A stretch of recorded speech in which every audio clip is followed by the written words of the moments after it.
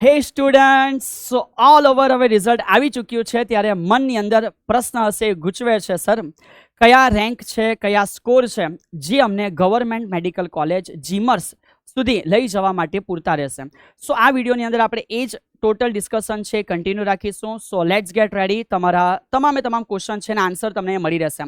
અલ્ધો તમારા મનની અંદર કોઈ હજી ચિંતા હોય, કોઈ પ્રશ્ન તમારા મનની અંદર હોય, તમે કોમેન્ટ સેક્શનમાં સરને પૂછી શકશો. સો વેરી ફર્સ્ટ બચ્ચું ધ્યાન રાખજો યાર કે ગુજરાતની અંદર આપણે એવી ટ્રાય કરીએ કે સર જીએમસીમાં અમારું એડમિશન મળે, તો એના માટે નીટની અંદર આ એક એપ્રોક્સ ફિગર છે જેવું દર્શાવે છે કે 550 થી 650 પ્લસ નો સ્કોર આપણા માટે જરૂરી હોય છે.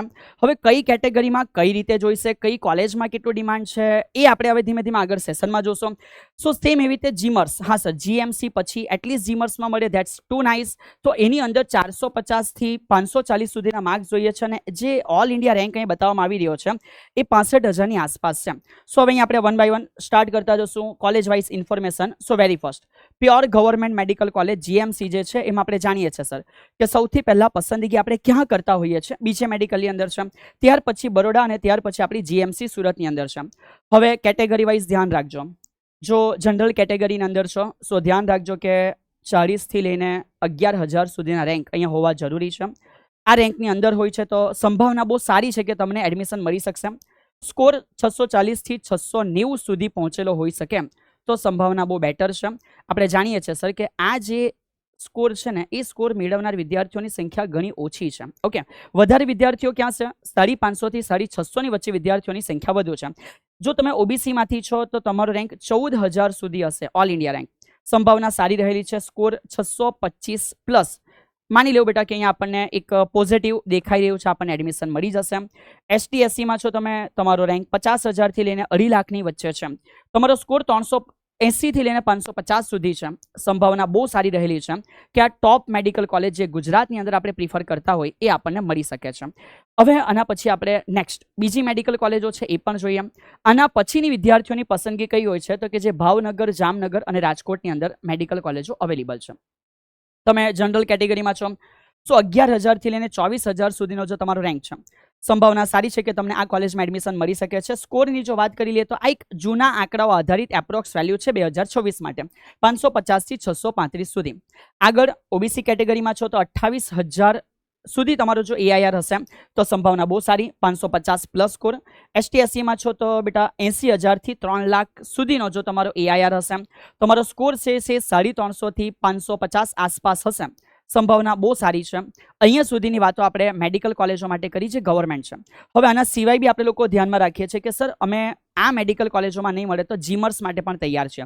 સો એ હવે ધ્યાનમાં રાખો કે જે જીમર્સ મેડિકલ કોલેજ છે આ સેમી ગવર્મેન્ટ, થોડી સહાયતા હોય છે, ફી કમ્પેરેટિવલી સેલ્ફ ફાઇનાન્સ કરતાં તો ઓછી છે, આપણે જાણીએ છીએ.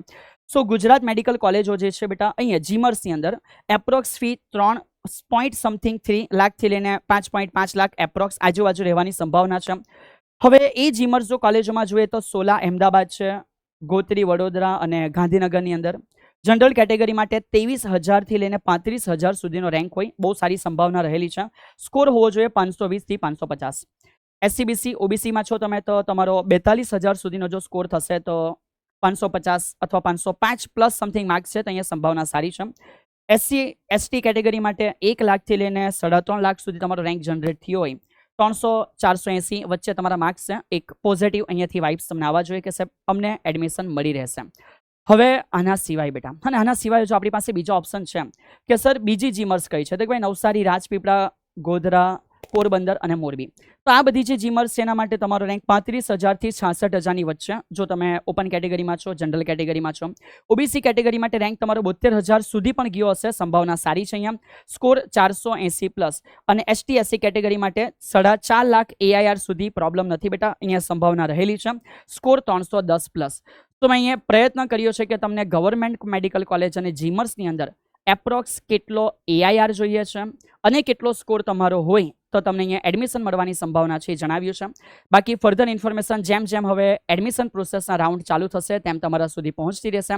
કોઈ પણ પ્રશ્ન તમને હોય મનની અંદર રિઝલ્ટને લઈને, કોઈક એડમિશન પ્રોસેસના લઈને સવાલ હોય તો કોમેન્ટ સેક્શનમાં બેફિકર જણાવજો. સર એના ઉપર તમને આવનાર સેશનોમાં જણાવતા રહેશે. અને તમારું રિઝલ્ટ શું બન્યું છે જરૂરથી પિન કોમેન્ટ સેક્શનની અંદર જણાવવા માટે વિનંતી છે. જય હિન્દ.